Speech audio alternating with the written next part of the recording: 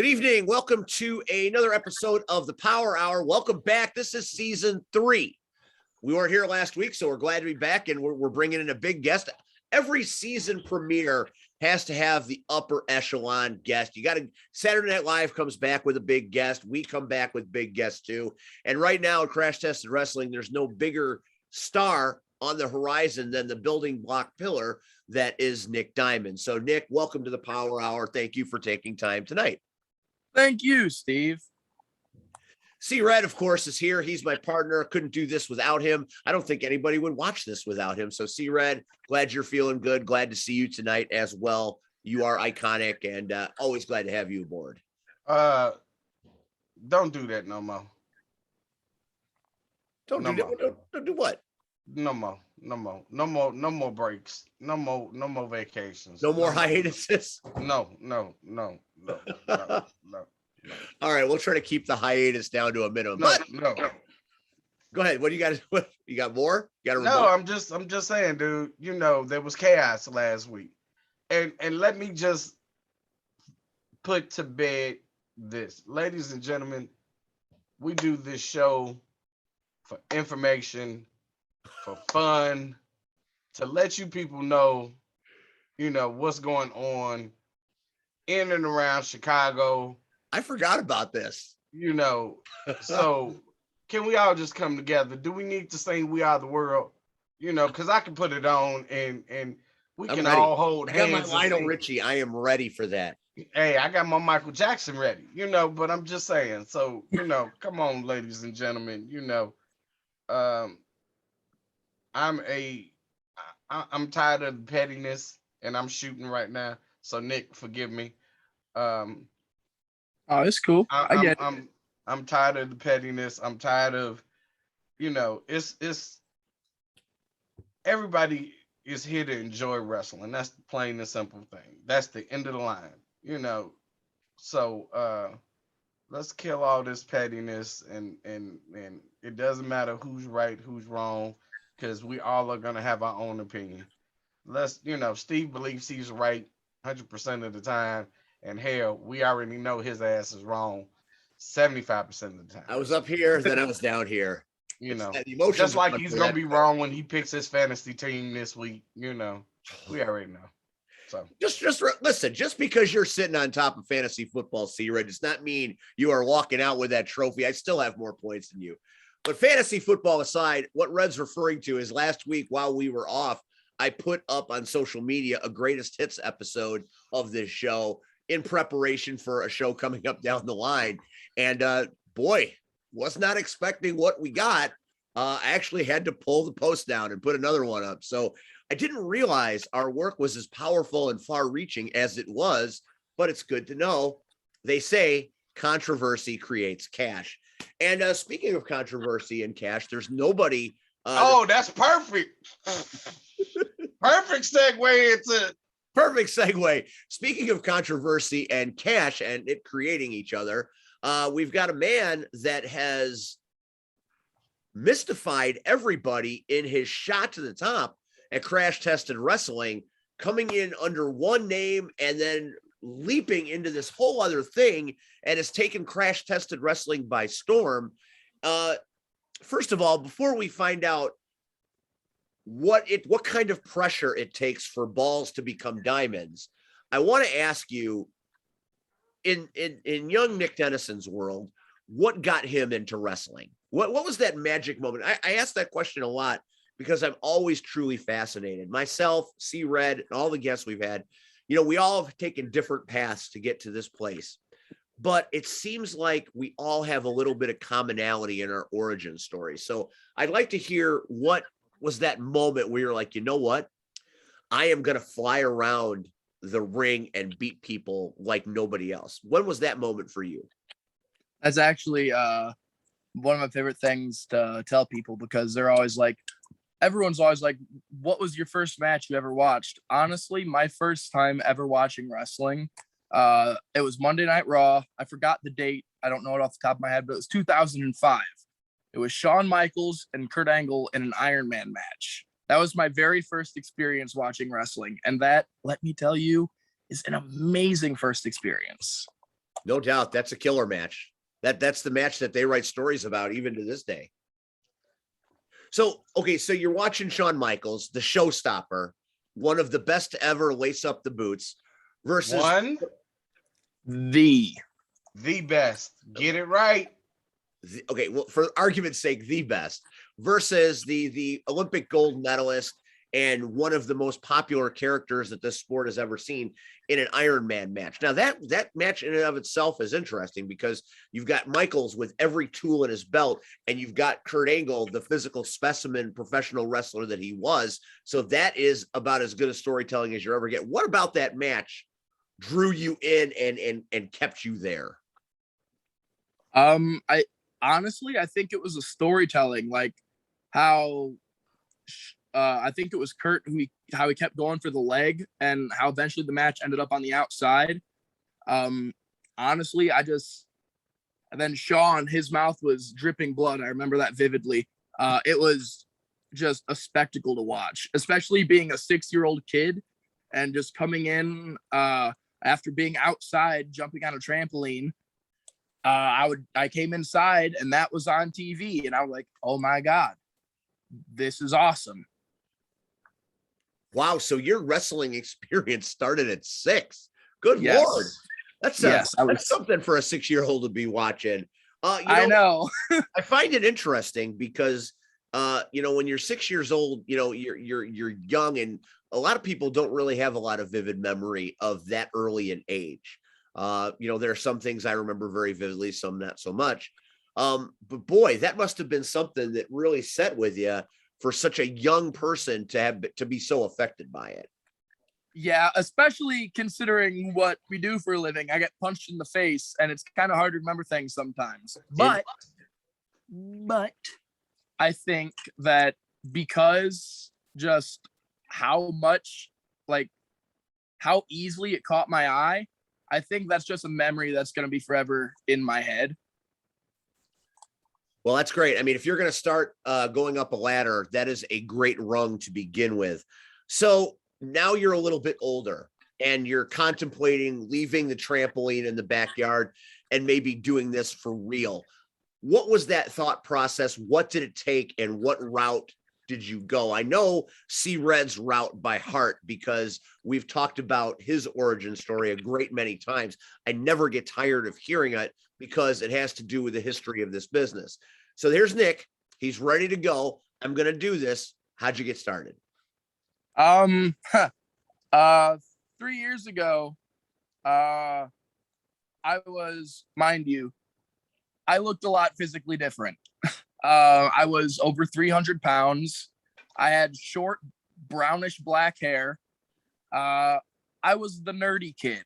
I have seen those photos as I was getting ready to put up a flyer. Now I'm in Facebook jail right now, so that's why you didn't get a Groovy Show flyer. You will get one before this goes up on Thursday when I'm out of prison. My roommate is Ivan Manson, so you know how that goes. But I saw those before and after pictures, and that's quite a journey you made under yourself. Yeah, it was hard. Honestly, I honestly didn't even think to get in shape until I started wrestling, because I was training and I'm like, oh my God, this is the most physically intense thing I've ever done. I'm gonna need to help myself with this one. But yeah, back to how I got started. 3 years ago in a little town called Dalton, Illinois. My home fed PRW.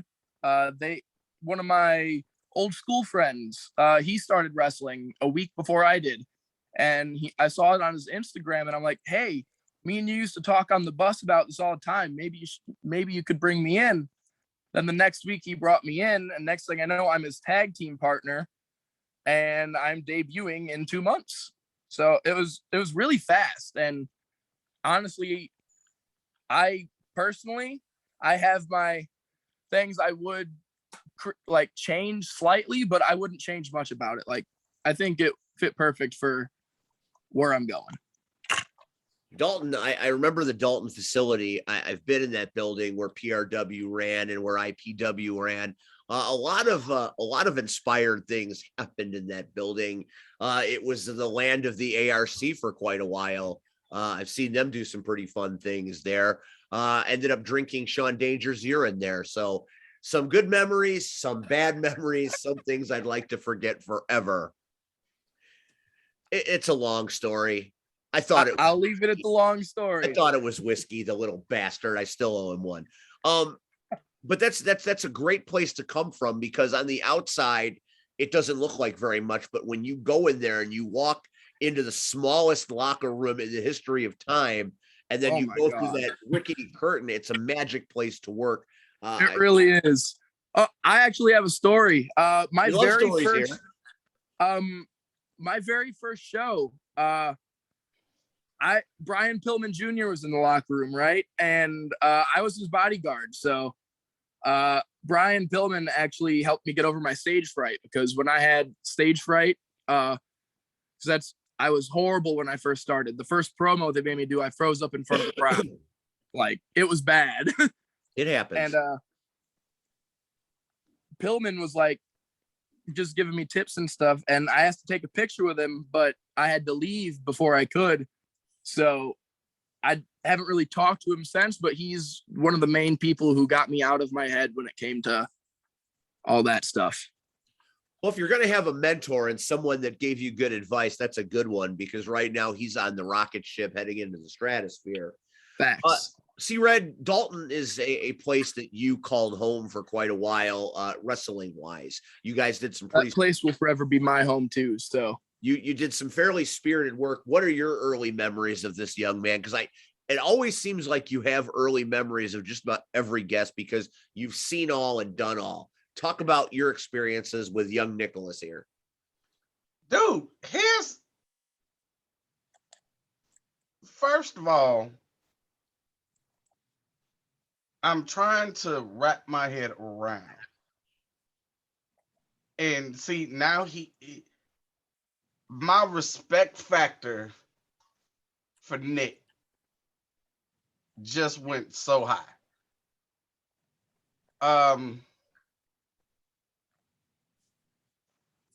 And here's why, Nick.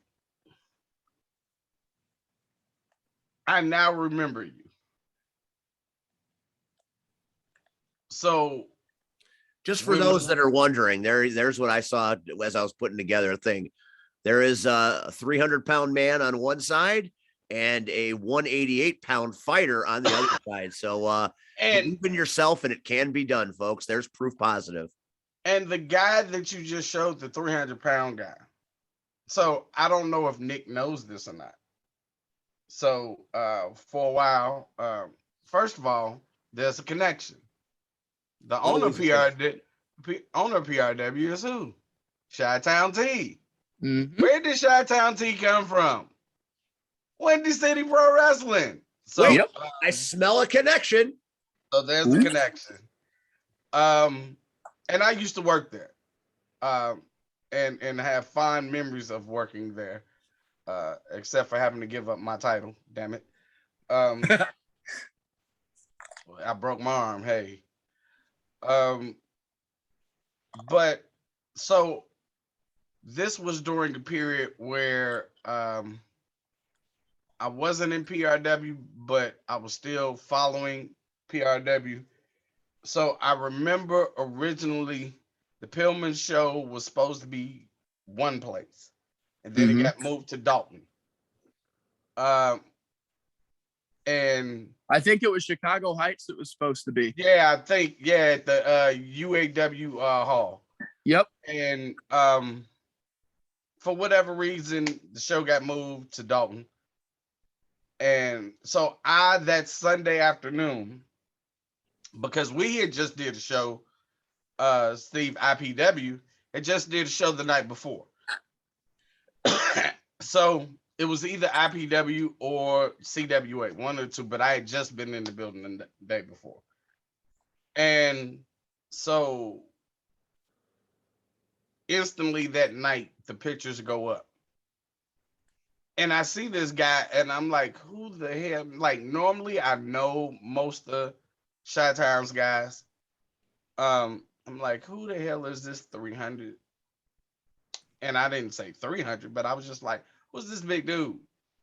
And I'm like, okay. And somebody, our friend, our good friend, um, Rich, posted a video online. And I'm like, did they just grab somebody at the crowd? Like, okay. That's But what it felt like, honestly, because that's honestly what it felt like. but I I was mean, terrified. I'm like I said, my respect factor just went up so high for you because to know you were there and you took this business seriously enough that you decided I'm going to get in shape. I'm going to become more physically fit so I can do what I want to do. And I commend you for that, dude. There Thank are you. a lot of people that don't do. First of all, there's a lot of people just health wise that should lose that and they don't. And I mean, you had a focus, you had a commitment to your goal, and you did it. And I mean, dude, look at you now. There's nowhere in the world I can look at you now, like, and that's why I'm like, he said brown hair, and I'm like, but this is the guy that I knew, and like I saw pictures of you at PRW, and I'm like, okay, that's okay. Like, but he couldn't have started there. I'm like, where did he come from? He had to start from somewhere else. So again, I'm rambling at this point. Um, dude, like I'm just blown away. So, ladies and gentlemen, if you want to put it, if you want the result, you got to put in the work. And Nick Diamond definitely has put in the work. So kudos to you, sir. Thank you. That means a lot. It means a lot more than you would know. Like, because my first show for Crash Tested, you were in the locker room, and honestly, I've always looked up to you because my first show that I ever went to, Willie was on there. And then when I started training, I kept hearing about all these people. And then I heard about you.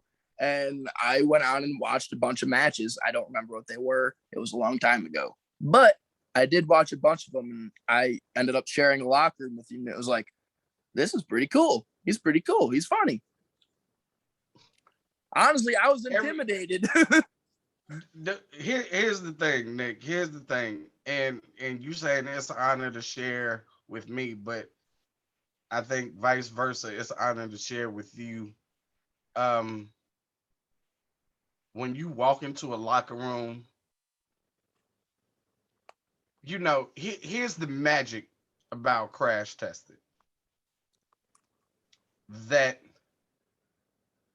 the young guys that are in there are what professional wrestling is. And I've walked into many a locker room and you hear there are rookies, you know, or green guys. And sometimes they're just silly and over the top. And after a while, when you're an old seasoned guy, it becomes aggravating because if I'm trying to go over a match and you got a kid in the back and he cracking jokes every 2 seconds, and it's like, dude, do you not see, you know, what's going on? You know, it can be a lot. But you're one of those guys that again, you were brought in for a reason, I believe. Um, you know, me and the CEO ain't on good terms right now. Um, Come on, but Nick. hey, we gonna deal with that later. He's doing a tough job right now, man. We'll talk about that later. All right. Anyway, you are one of the reasons that CTW is on the rise, regardless of who you're with and who you're aligned with. Um, as Steve said at the beginning of the show, um, hell, hence you're our season premiere guest, you know, and I think, you know, when you look back at your short time per se in this business, but your body of work has grown and you have gotten better and will only continue to get better. So yeah, so it's an honor to be in the locker room with you. Well, thank you. Wow. See, there you go. Got a lot of respect on this show, and some people think there's no respect, but it's just not true. Um, so here we are, and that's to me what brought me back to Crash Tested. For a long time, I said there's no way I'm going back there. Can't go back. You cannot recapture lightning in a bottle. But then I got a chance to see what Jed was actually trying to do, and you could see enough of the old, but the importance of bringing in the new to accentuate what the old meant, I think is the trick. And as good as Marche and Brubaker and C Red are, those are names in the area that are synonymous with greatness. But you need the guys like Nick Diamond. You need the guys like Michael Pierce, AJ Flyer. You need that young talent, CNC Destruction, admittedly. It's that crop that is being seasoned by the vets that are there that makes this whole thing go. And that's what makes it so damn entertaining, because you have everything you want under one roof. You got the best of the best. You got the best of the youth. You have different styles of wrestling. And without each and every part, it just doesn't work. And that's why when we started, I said, season 3 premiere guest has to be big. And you're one of those guys that Jed handpicked to build this place. Now, where it goes from here is anybody's guess, but you got to have strong young guys with strong young talent that are what this company grows on and builds on. And like I said, the legacy of Nick Diamond is just being written. Which goes into my next part of my subject is we got a big show this Sunday. Hollow Pursuits in Hobart, Indiana. If you missed the last show, you missed a doozy. Whiplash was out of control. I remember back to your match, you guys fought everywhere with no regard to your body, no regard to safety, maybe even no regard to good taste for that matter.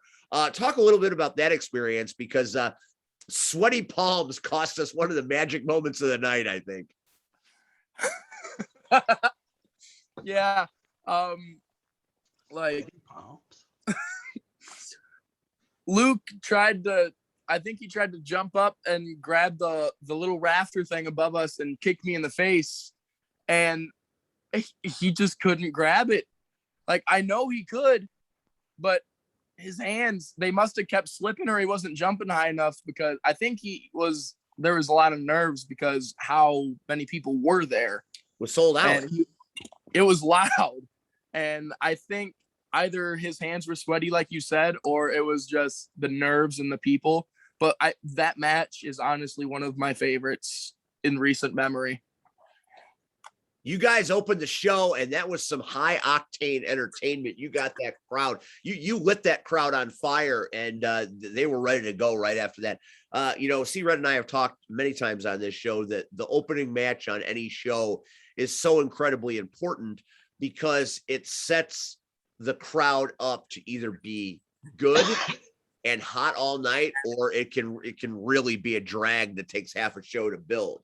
So they made the CEO that Red is having problems with right now made a good decision in letting you take Yeoman's work, and that was not easy, because we were all suffering a little bit because it was Austin Fury tribute night. So to be the first match after the tribute makes that even harder. What was going through? Because we were all out there for the tribute, the boots and everything was in the ring. And then after that was over, the crowd is still reeling from emotion. And there you are, and Savage having to get in that ring and make people forget about the sadness and enjoy the show. That's a heavy burden. Yeah, it was. It was especially heavy on me because I didn't know Austin for the longest, but I knew him for a good 2 years. And during that time, me and him got really close, especially at Crash Tested, because I did get to share the locker room with him, and he was part of my road crew for sometimes for shows. And me and him would talk all the time, just talk about wrestling. So there was a lot on my mind that night. Like, I'm happy the crowd was into it, because I was at the point in mind where I was like, I just want to go out there after this tribute. I'm going to put all I got out there. And if they like it, they like it. If they don't, they don't.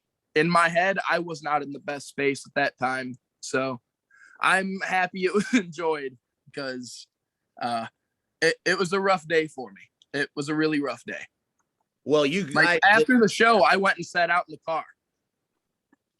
Sometimes you need a moment to put things in perspective after a situation like that and such a vast array of emotions. But you guys did the almost impossible. You took a crowd that was remembering a fallen friend and made them focus their attention back on the night at hand. And, that's a credit to you and what you two did in that ring. And that brings back to my original point of why you're one of the pillars, because that you can't just throw any match out there. You have to be very calculated in how you do this. Or if you bring out Marche, then you're clearly pandering. If you bring out somebody else, there are ways that you can and can't do this. I think Jed hit a home run by leading on one of his people that are going to keep Crash Tested Wrestling flying high for a long time. We really think a lot of your talent, and you showcased why people like C-Red and me and Jed believe in what you do. You've got the goods, and you're just getting started.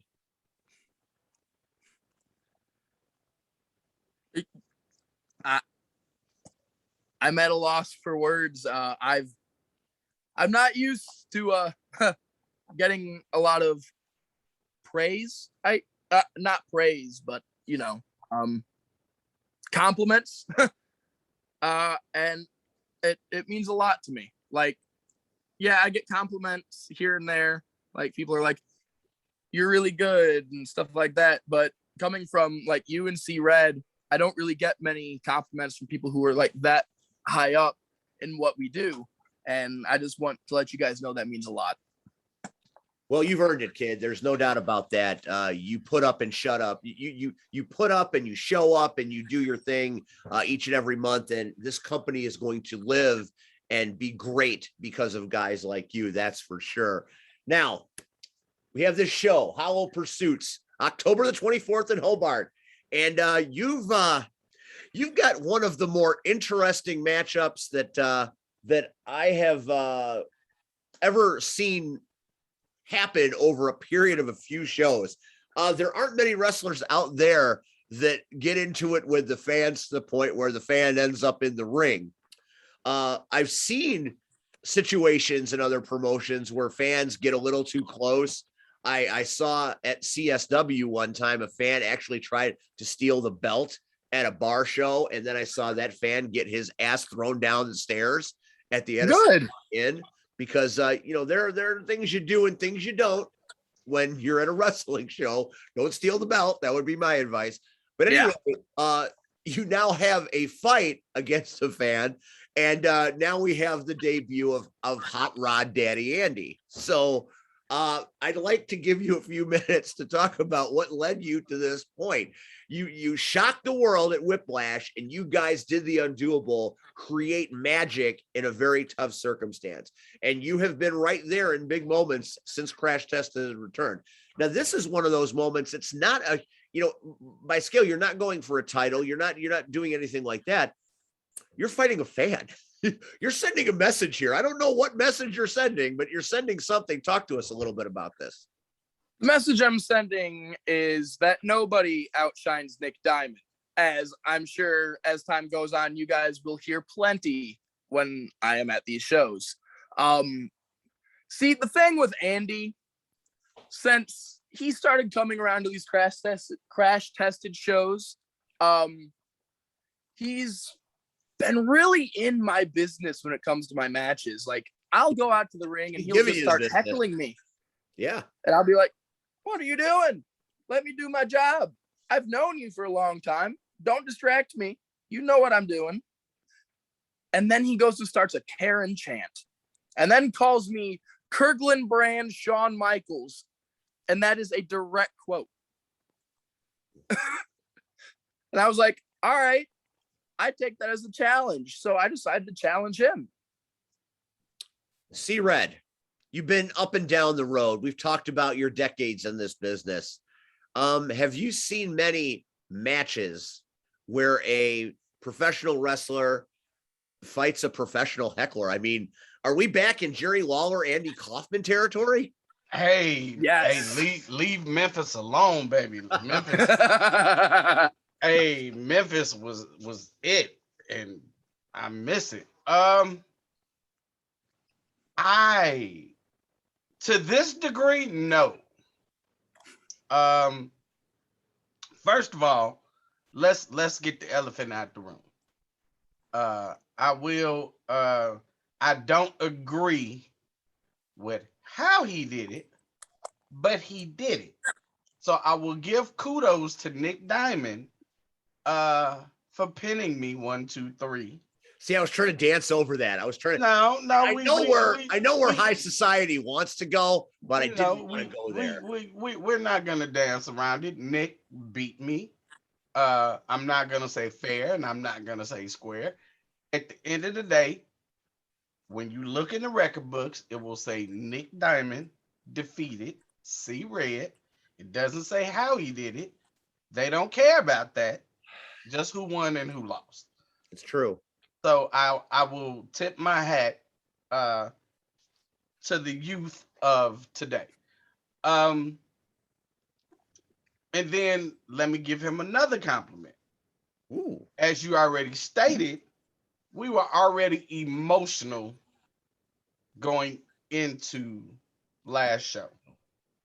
So again, to be in the back and hear the crowd, and they are into the show from the very first match. It was like, what are they doing? Because the last thing you want is every spot from the next 6 matches to be all in the first match. And clearly they didn't do that. They went out there and they performed. The crowd was into it, and it set the tone, even though it was a somber occasion. They set the tone for the rest of us that night. So again, kudos to you for that. Kudos to you drinking that big cup of damn water. Wish I could do that. But now he has to wrestle a fan. Now here's the problem. Because I know the legal team. Mm-hmm. So the legal team has to go through all these logistics, and they have to make sure that the fan understands what he's getting into. Now, whether I like Nick Diamond, so let's just put it out there. I like Nick Diamond. Now, again, do I like his associations and all? It's kind of weird. But I can respect that. But as an athlete, I like Nick Diamond. But understand the word I just used, Steve. Athlete. Athlete.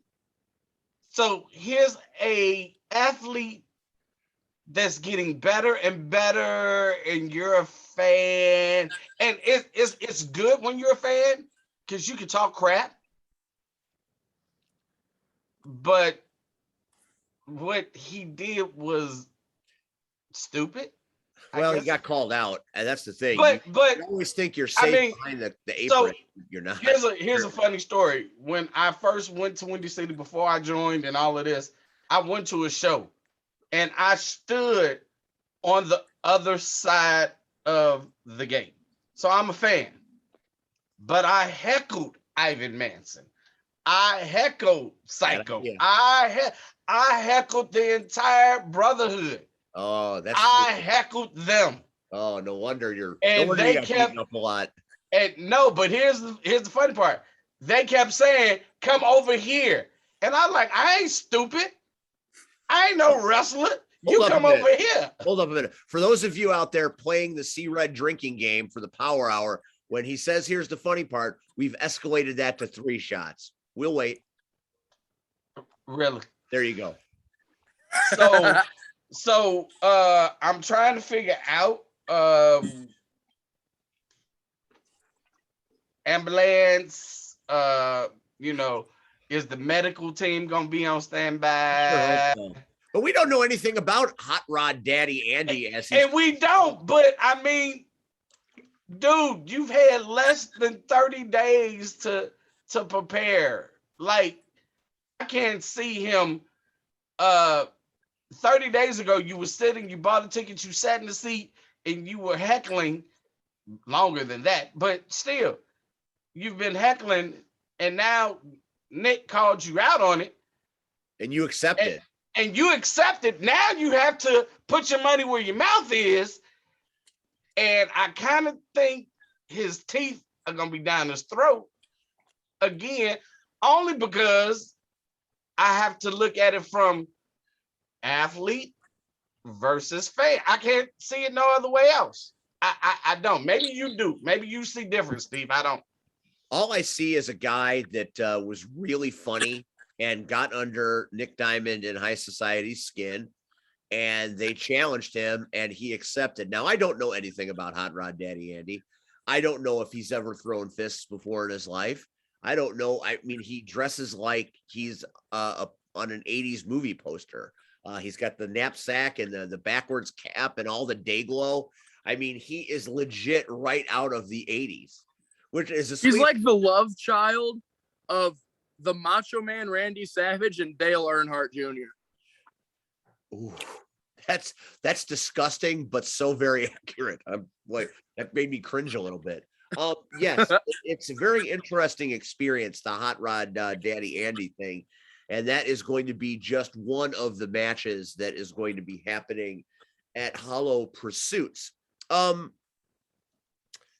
When Crash Tested started, you were Mike Balls. That was your name. Mm-hmm. And then you were acquired under the umbrella that Cameron calls High Society. And we see the pressure there. You know, sometimes things have to be pressured to become diamonds. So we've seen how much pressured Balls need to become diamonds, and that's where we're at here.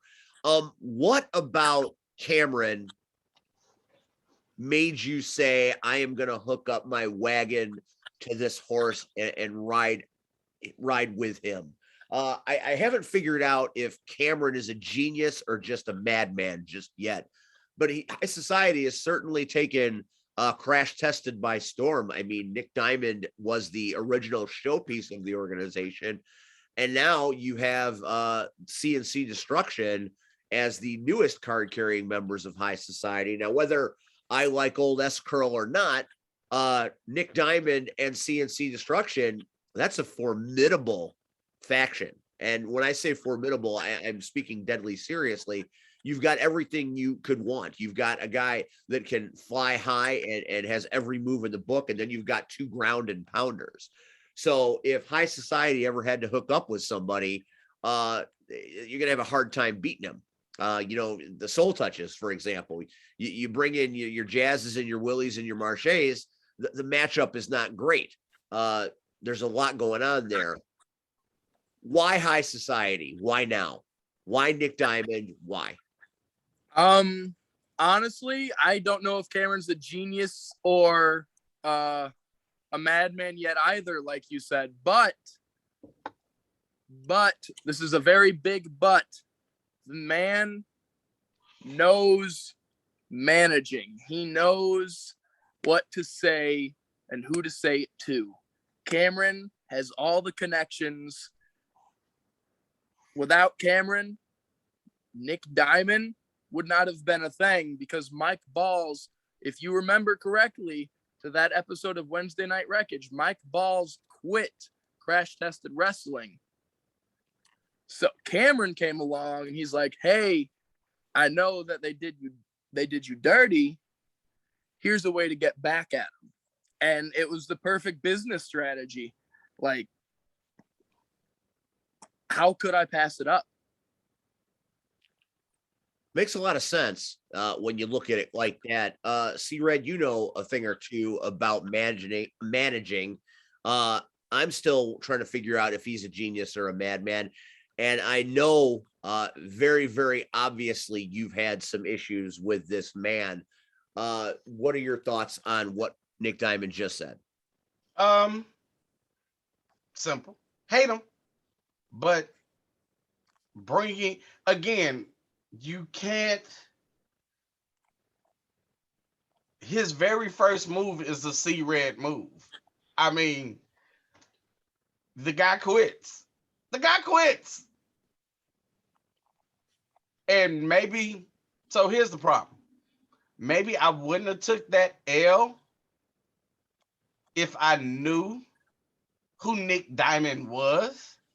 But do you grasp the concept of not knowing who Nick Diamond is and trying to do research and pull up tape and film so I could study? And there's none. The only thing that I found on Nick Diamond is his logo. Show your logo, Nick. Go ahead, show your logo. There you go. That's it. That was it. I found That's nothing all. else. So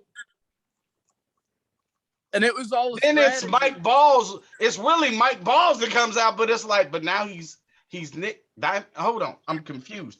So not only did he get one over on Crash Tested, but then he got it over on the CEO, and again he got it over on me.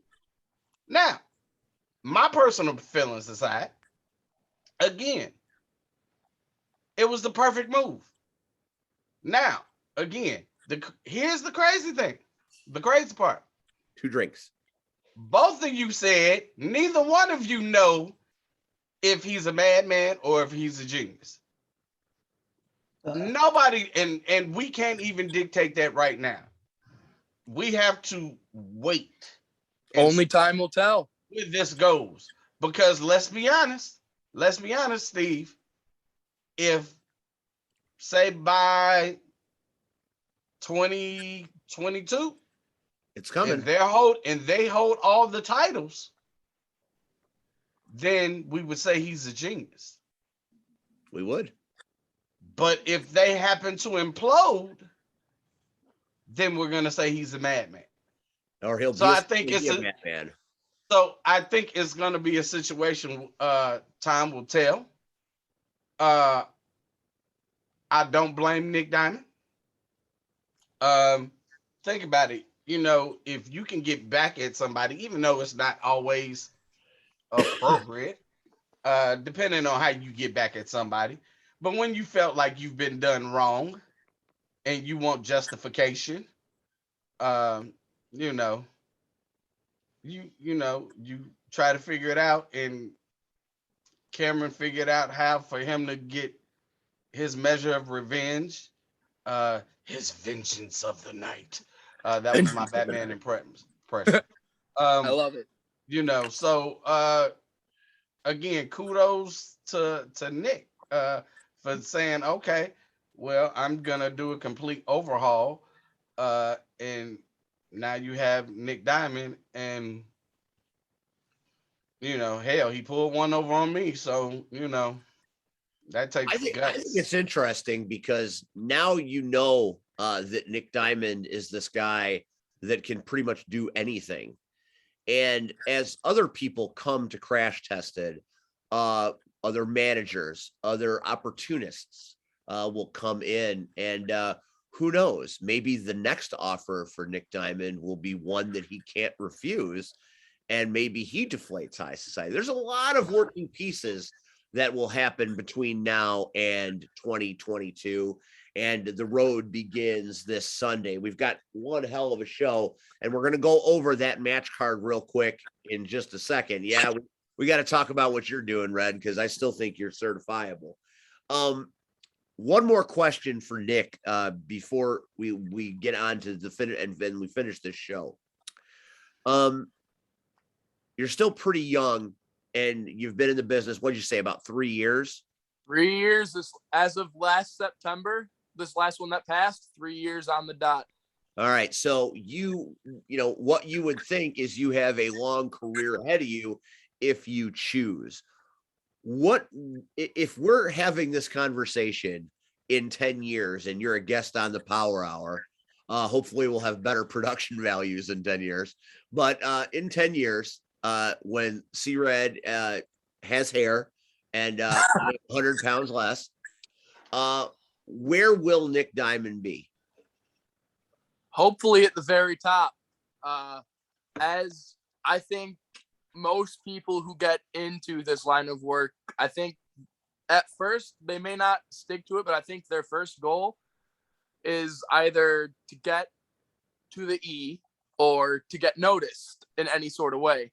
And honestly, in 10 years, I hope, and a part of me thinks maybe I will, but in 10 years, I think if I am on here again in 10 years, I think that would be a good bet. Cross my fingers. We'll cross them too. Well, you've got the respect of C-Red, and if C-Red respects your ability in ring and in life, that's a great start. So Yeah. we've got that going. And then we've got this show, Hollow Pursuits, Hobart, Indiana. Open, the doors open at 3. Bell time is at 4. It's a matinee episode. And we've got some matches. We've got Marshe Rockett defending the Crash Tested title against Cody James of CNC Destruction and High Society. I would ask Nick who he's going to pick in that match, but I believe that would be a foregone conclusion. I would ask C-Red who he would pick in that match, but I also believe that would be a foregone conclusion. So my pick is really the only one that counts. And Marshe is going to embarrass that soul because that's what Marshe Rockett does. We'll have to agree to disagree. But only time will tell. Only time will tell. And then in a match that I'm having a lot of trouble wrapping my head around, the Filth King, Brubaker, one half of the Dope Kings, to face C-Red. Red, what were you thinking? Red, what were you thinking going up against a man like... Really? Are you asking me? I know. Understand. I know you're gonna blame Jed. Who else can you blame? You signed the contract. Understand. I understand this. That guess what? The contract was already signed with my name on it. So I've been like, dude, I didn't sign this contract. He said, yeah, but now, it's been signed. Well, I didn't sign it, damn it. But now you done advertised it. It's like, no, I did not agree for that. No. So dude, do you know how many times this one? You got a bad feeling about it? No bad feeling about this one. I got a bad feeling about it. I told you, I got history with Brubaker, and it ain't all good. So yeah. So you better hope to hell that I show up Sunday. I hope you don't die. I'm gonna cut straight to the chase. He's gonna beat you overwhelmingly, but I just hope you don't die because I need you here. I can't be in the Power out from the hospital bed. Well, hell, if I'm dead, I suggest that you start bringing your little computer toys to the cemetery, because you're gonna be sitting there at the gravesite every Tuesday talking about welcome to the Power Hour. It's Steve and C-Red in this bed of dirt. And you can thank our seance. And you can thank Jed for doing it. Because I did not agree to this, Mr. CEO. and maybe I will. Maybe I should quit too. On my show. You see how well it works for me? Right. Are you going to come back as Sean Diamond?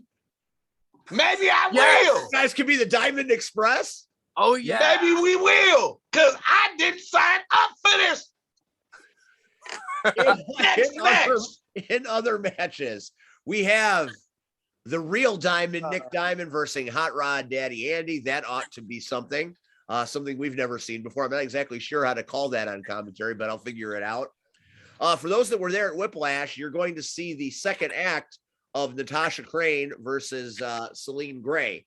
If you remember, Natasha Gray basically made Celine go unconscious, and that's how that ended. So I'll be interested to see what part 2 has. Then in the Destiny qualifiers, Mike Strong will fight Rage. See, Red, that got to mean something to you. Don't mean nothing.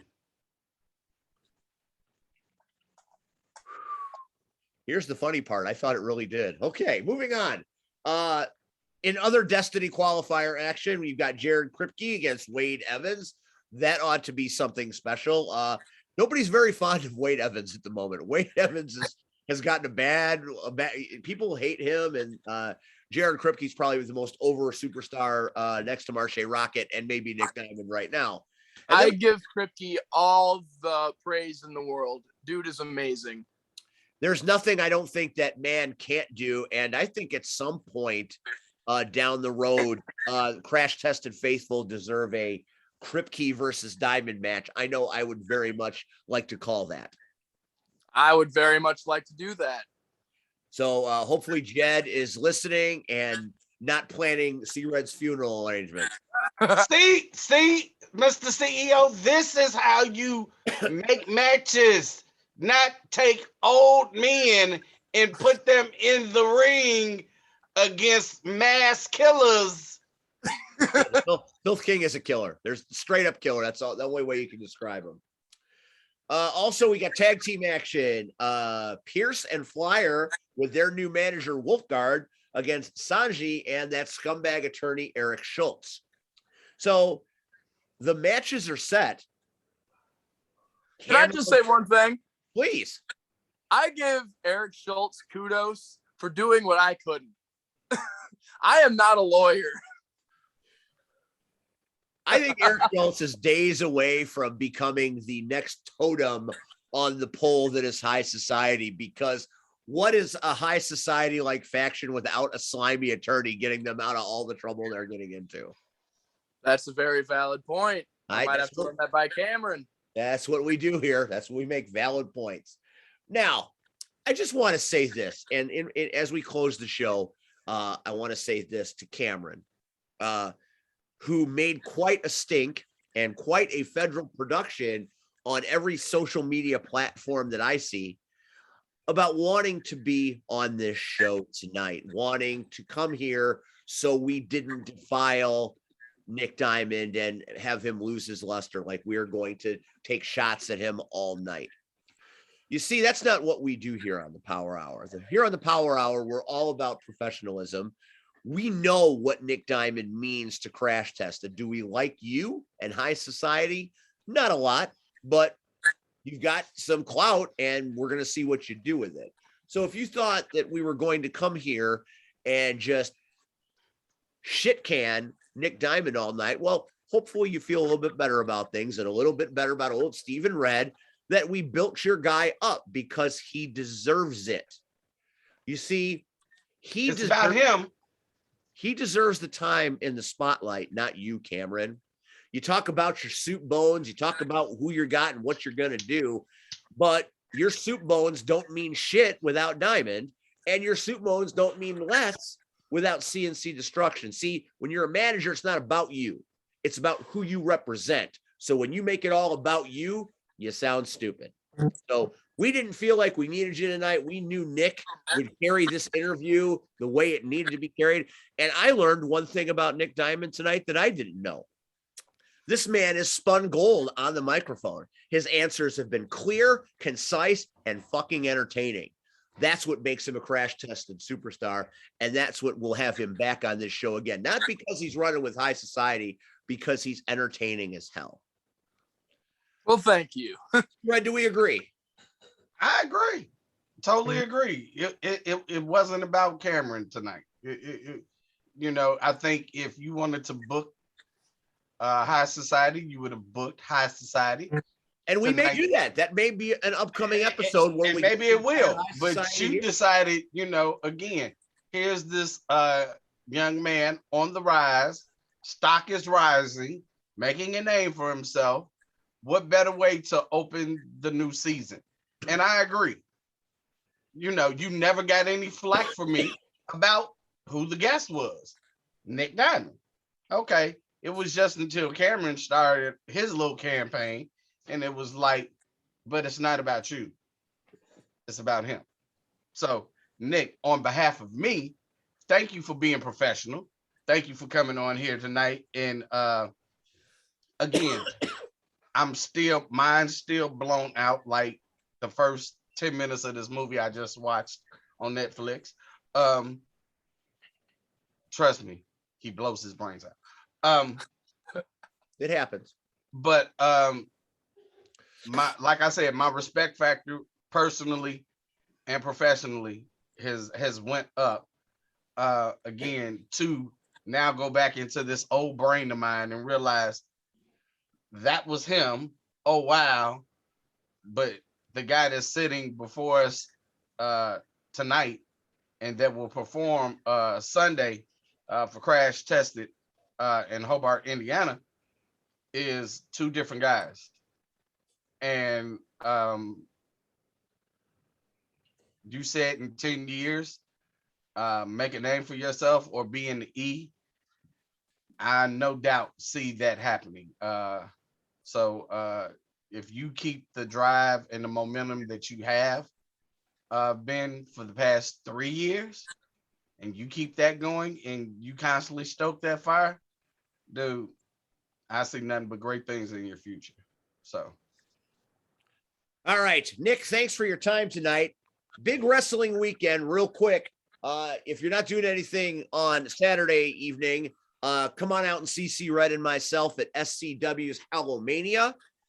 Elite Pain, under the management of C Red, will be taking on Evil Gaines Neville. There'll be a costume battle royal. Angel will fight Celine Gray.